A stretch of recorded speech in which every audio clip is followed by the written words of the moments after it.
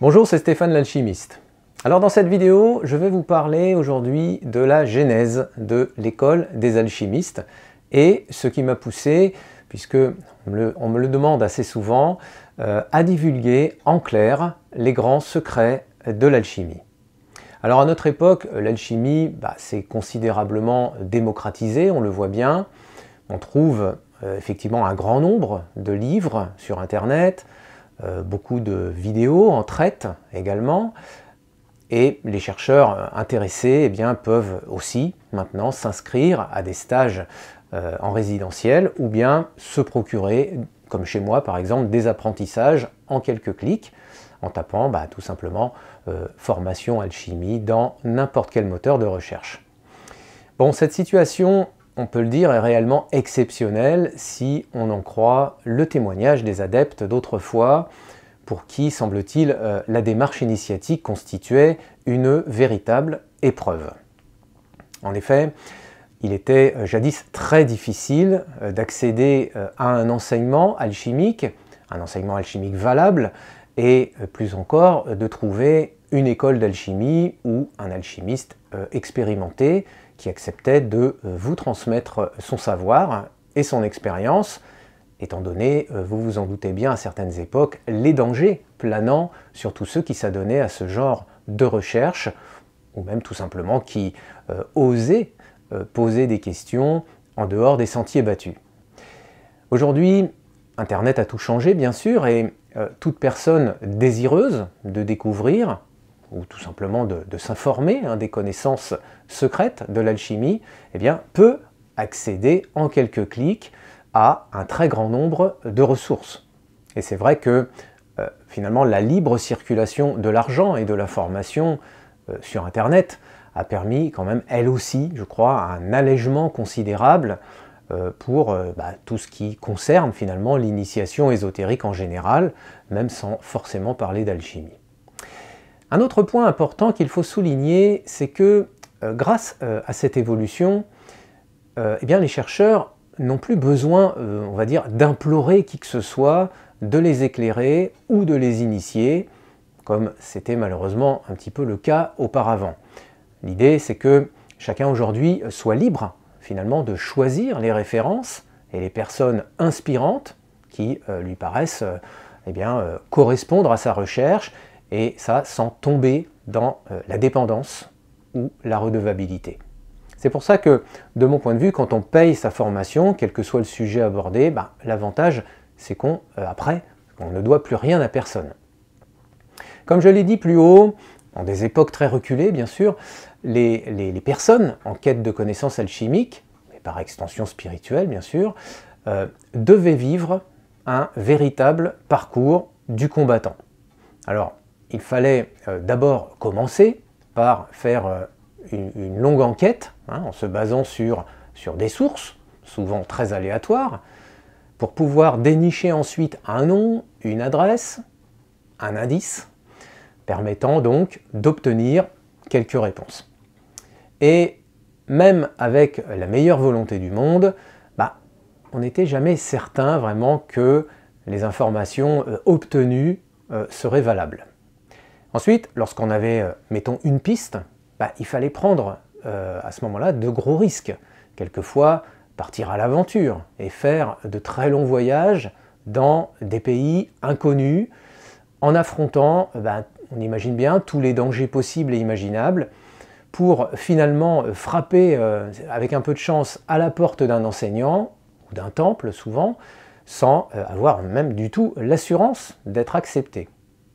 Alors dans le cas où la porte s'ouvrait quand même, il fallait ensuite faire ses preuves. Et ça veut dire quoi? Ça veut dire en devenant souvent une sorte de serviteur. Et parfois, on n'était pas loin de l'esclavage. Et dans le meilleur des cas, on devenait un assistant dévoué à la cause du maître. L'objectif étant d'acquérir sa confiance, afin qu'au bout de, on va dire, de longues années de servitude, celui-ci accepte de vous transmettre ses connaissances, et encore, très souvent, au compte-gouttes. Alors on penserait facilement que ce genre de situation serait improbable de nos jours, et c'est vrai, mais il faut juste se rappeler que de telles choses ont pourtant continué d'exister jusqu'à facilement au milieu du XXe siècle.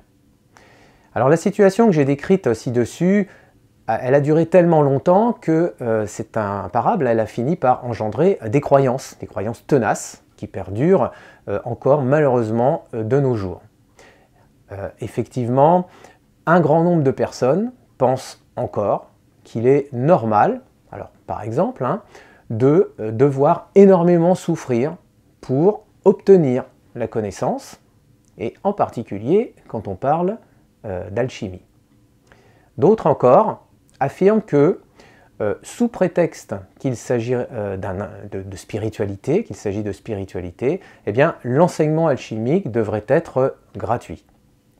Alors, à ce propos d'ailleurs, on constate que la modernité n'a pas que du bon, puisque la démocratisation de l'information, couplée au fait qu'aujourd'hui tout le monde peut s'exprimer, alors bien sûr, même si ça peut être une bonne chose, on le sait bien, une bonne chose en soi, pour éviter notamment la rétention d'informations et le contrôle, ça entraîne quand même que cette information soit au final très diluée et malheureusement souvent faussée.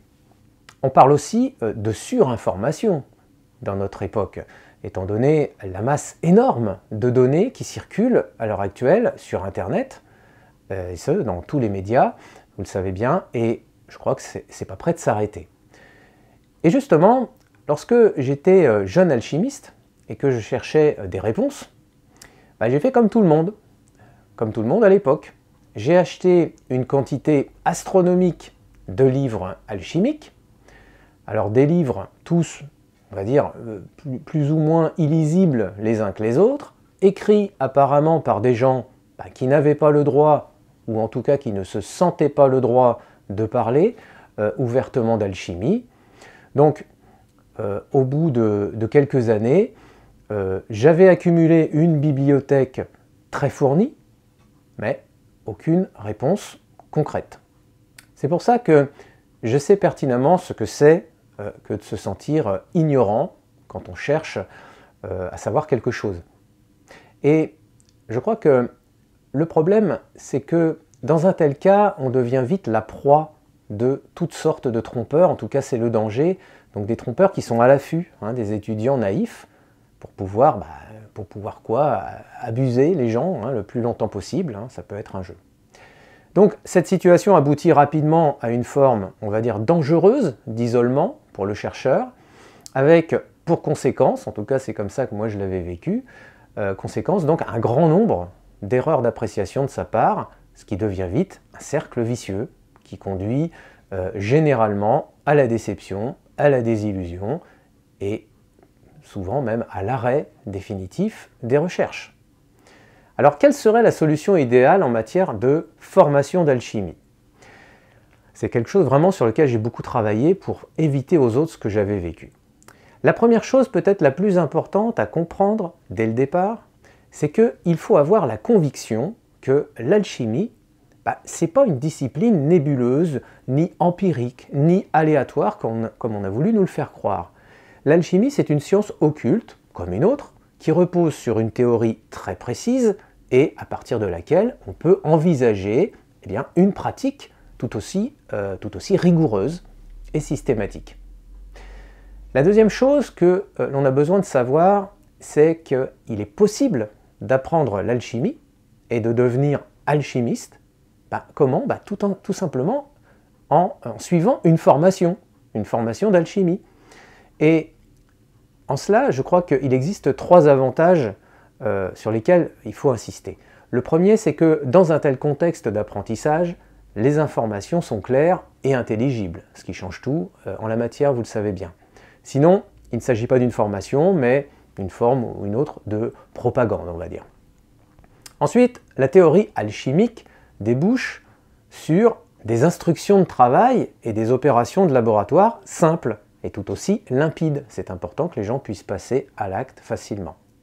Enfin, qui dit cours d'alchimie dit également compétence de l'instructeur. Un bon instructeur, c'est donc une personne connaissante dont l'objectif est de transmettre son savoir et son expérience avec pédagogie et objectivité. Donc pour moi, un bon instructeur doit aussi notamment espérer que, en son fort intérieur en tout cas, que ses élèves aillent plus loin que lui. Et par conséquent, il doit veiller à les rendre autonomes et responsables.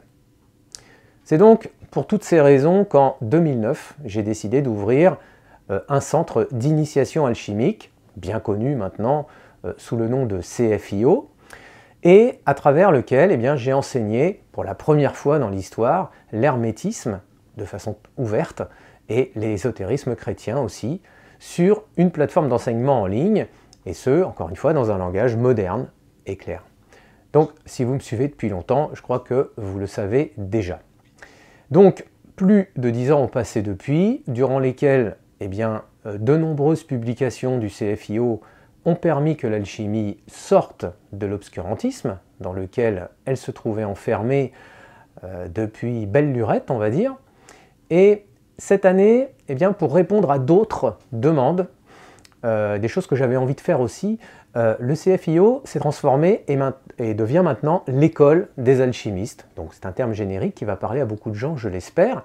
Et cette nouvelle structure me permettra de continuer mon œuvre de transmission des arcanes de la tradition spirituelle, et en particulier la tradition spirituelle occidentale, en ajoutant donc au programme de nouvelles classes d'apprentissage, et notamment en matière de ce qu'on appelle la tradithérapie, j'y reviendrai, des soins énergétiques aussi, et du développement personnel, parce que pour moi c'est indissociable.